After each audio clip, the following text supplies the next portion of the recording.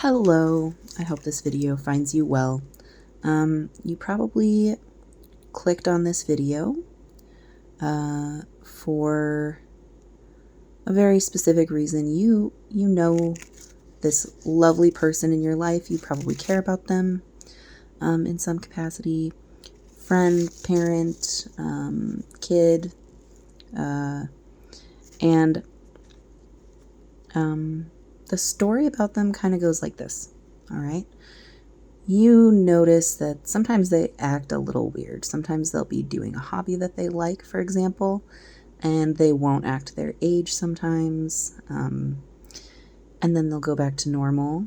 You'll notice that their mood will change. Sometimes after just staring off into the distance, you'll be having an argument, they'll be really sad, they'll blank out, and then, oh my gosh, completely different reaction that didn't make sense to the conversation before. Their speech might change given their mood, the time of day, maybe for no reason at all, or it might not. But everybody that has this particular condition all have one thing in common, which is they forget things.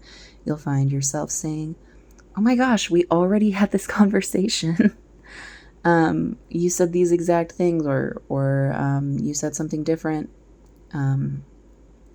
If you ask them what happened at a specific time, they might have issues with that. And this could be with the present, like they might struggle with last week, or maybe they might blank out for a couple of years. And these issues often increase when they're tired. They might have like a skill, like they might be able to cook or draw, some type of procedural skill. And then some days it's just gone and they will not remember how to do it. The amnesia shows up in a lot of ways.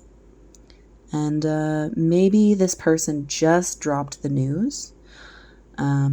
Or maybe they're using this video to help you understand. But they want to tell you why all these things are true for them. And they really are hoping that you are going to react well to the news that they gave you. And you probably saw by the title of this video that your loved one has this condition. Maybe sit down. It's pretty stigmatized, but they have DID, which is dissociative identity disorder. And you might not recognize that name, but most people know about multiple personality disorder from the media. But before you click off, wait, I'm here to help. My name is Amore. I am an alter in a DID system, aka one of the personalities with somebody that has this condition. We don't talk about it that way, but no worries.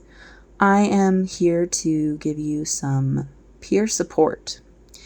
Emphasis on the peer, okay? I'm not a professional, so do see a therapist if you or a loved one suspect that they have this condition. I encourage you to get a therapist that's trauma informed.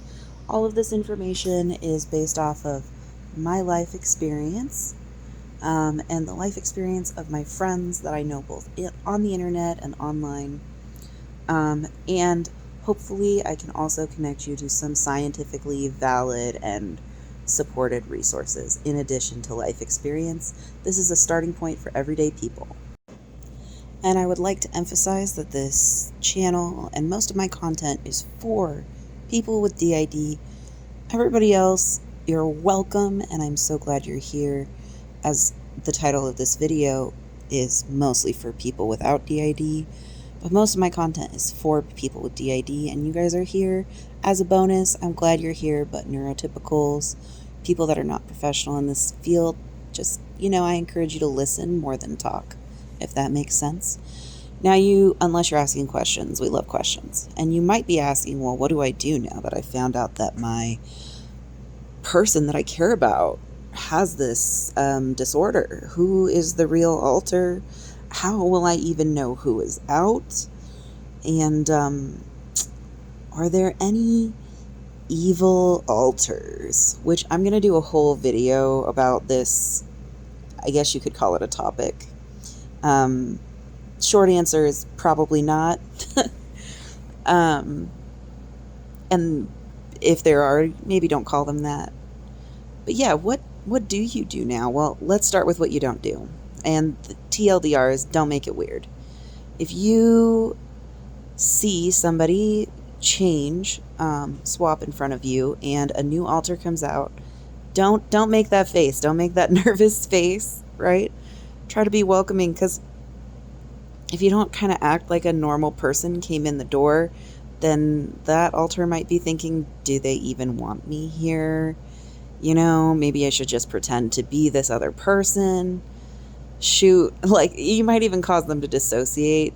So try to keep it natural, try to keep it welcoming. Don't expect them to act like the main person or to act super different than the person.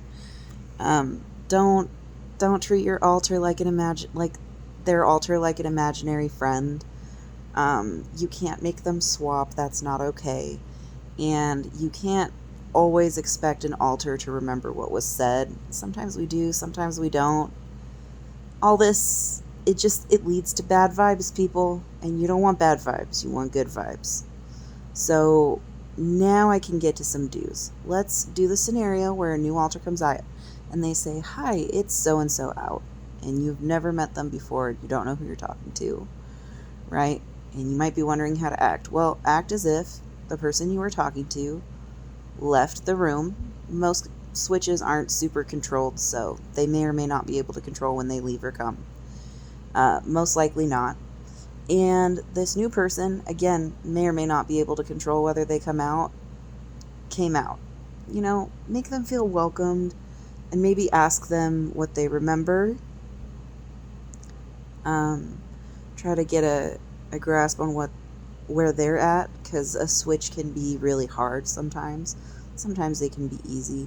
Do not ever ask for a specific altar or purposely trigger a switch out unless you have in-depth thoroughly talked with that system, but I just recommend against it. Let them decide who needs to be out if they do.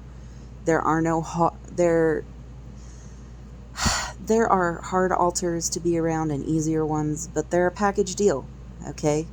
You can't just have one part of this package, and we'll explain more of that later. And before you dive headfirst into this DID thing with your partner or whoever you're concerned about, take a deep breath, pull yourself aside, address your emotions, your fear, your anger, your doubt. You might be doubting whether you can trust this person, which hopefully you don't, but that's a possibility. Remember that this has been the same person since you've known them. DID is a thing that happens in childhood, and they may only find out until later because it is a covert disorder. Bear in mind that every single altar you talk to has at one point saved the person you know's life, or has helped them get through a very difficult portion of their life. Okay, maybe that prankster, creates feelings of power.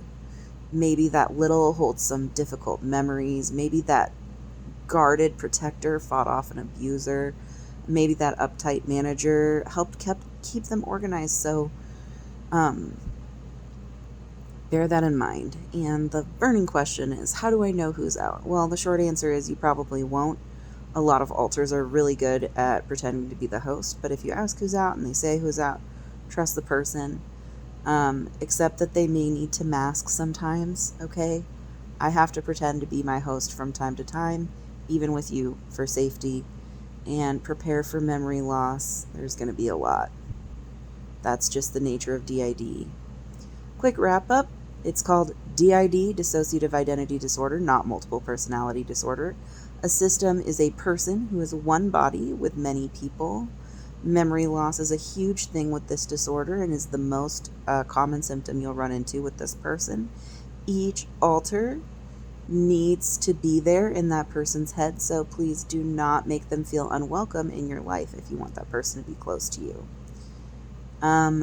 It took me a while to come up with how to say this, but altars, no matter how difficult one might be, and a lot of them are great, aren't the enemy. The PTSD is the enemy. the long-lasting impact of the trauma that happened to them is your enemy. Alters might not like each other all the time. Be nice to all the alters, period.